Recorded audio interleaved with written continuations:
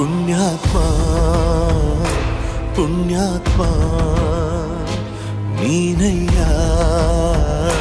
ಪುಣ್ಯಾತ್ಮ ಮಂಡಲ್ಲಿ ನಿನ್ನದೆ ಶ್ರೇಷ್ಠ ಕಥೆ ಶ್ರೀಮಂತ ನೀನಯ್ಯ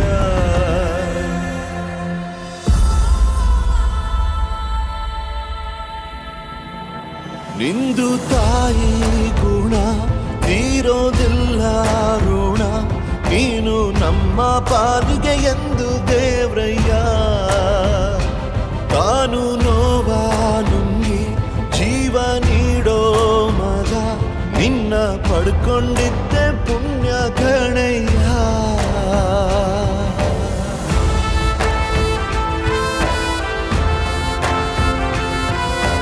ಸನ್ಮಾನ್ಯ ಮುಖ್ಯಮಂತ್ರಿಗಳು ತಮಗೆಲ್ಲರಿಗೂ ಗೊತ್ತಿರುವ ಹಾಗೆ ಸಾಕಷ್ಟು ಜನಪ್ರಿಯ ಕಾರ್ಯಕ್ರಮಗಳನ್ನು ಕೊಟ್ಟು ಪಂಚ ಗ್ಯಾರಂಟಿಗಳನ್ನು ಕೊಟ್ಟು ವಿವಿಧ ಅಭಿವೃದ್ಧಿ ಯೋಜನೆಗಳು ಹಾಗೂ ಜನರ ಜೀವನ ಮಟ್ಟವನ್ನು ಉತ್ತಮಗೊಳಿಸಲು ಆರ್ಥಿಕವಾಗಿ ಉತ್ತಮಗೊಳಿಸಲು ಸದಾ ಶ್ರಮಿಸುತ್ತಿದ್ದಾರೆ.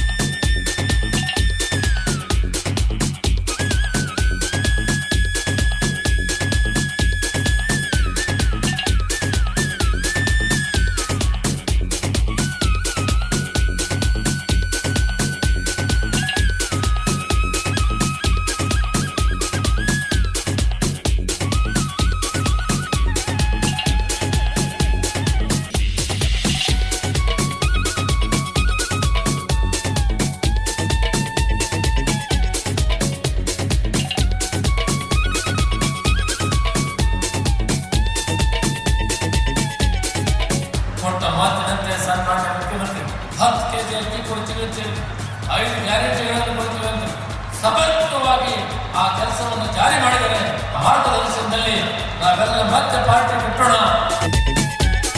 Congress 5 guarantees that have been implemented in Karnataka. That's the genuine guarantee.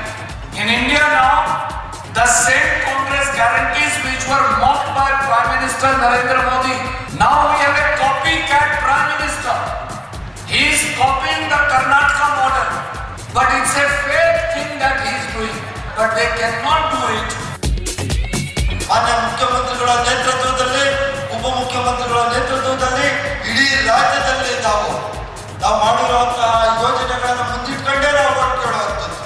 5 ಜನಪರ ಯೋಜನೆಗಳು ವರ್ಷಕ್ಕೆ ಸುಮಾರು 67,000 ಕೋಟಿ ರೂಪಾಯಿಗಳನ್ನ ಪಂಚ ಗ್ಯಾರಂಟಿಗಳನ್ನು ಕೊಟ್ಟಿದ್ದೀವಿ. 67,000 ಖರ್ಚು ಮಾಡಿ ಈ ಯೋಜನೆಗಳಿಗೆ ಶ್ರೀರಕ್ಷೆ.